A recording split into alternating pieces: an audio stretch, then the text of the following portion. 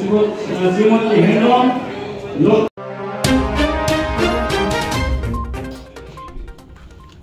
আজ 22 জানুয়ারি পশ্চিম মেদিনীপুর জেলা পুলিশের উদ্যোগে তথা দাসপুর থানার ব্যবস্থাপনায় শীতবস্ত্র প্রদান করা হলো।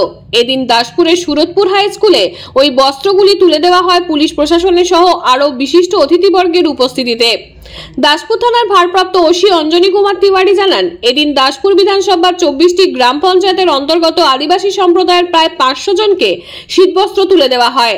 জানা যায়, এদিন এই কর্মসূচিতে উপস্থিত ছিলেন ঘাটাল মহকুমা সার্কেল ইন্সপেক্টর বিশ্বজিৎ মণ্ডল, দাসপুর বিধানসভার বিধায়ক মমতা ভূঁইয়া, পশ্চিম মেদিনীপুর জেলা পরিষদের সদস্য সৌমিত্র সিংহ রায়, দাসপুর 1 ব্লক সভাপতি সুকুমার পাত্র, দাসপুর 2 সভাপতি শিখা দোলাই সহ আরো অনেকে।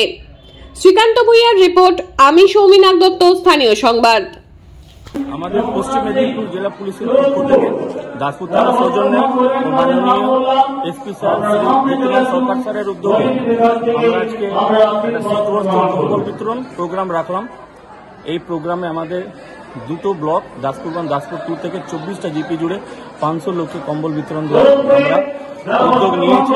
অনেক লোক উপস্থিত হয়েছে।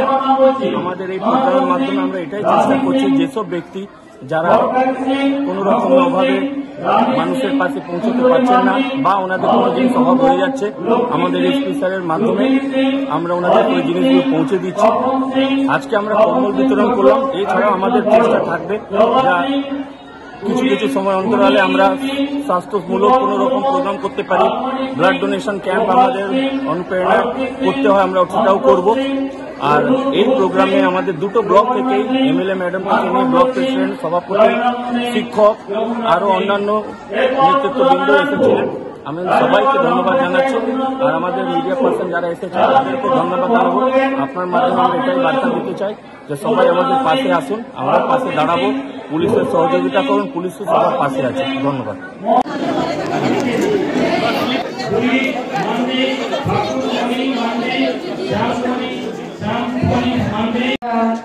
যে আজকের সভা এবং আমাদের দাসপুর থানার ওসি বরণ করে নেব।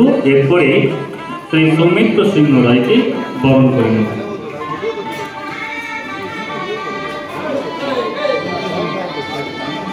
এবং জবাব জানি শুধু 2-1টি কথা বলবো। অনেকক্ষণ ধরে বক্তব্য হচ্ছে, আমি বক্তব্য দীর্ঘায়িত করবো।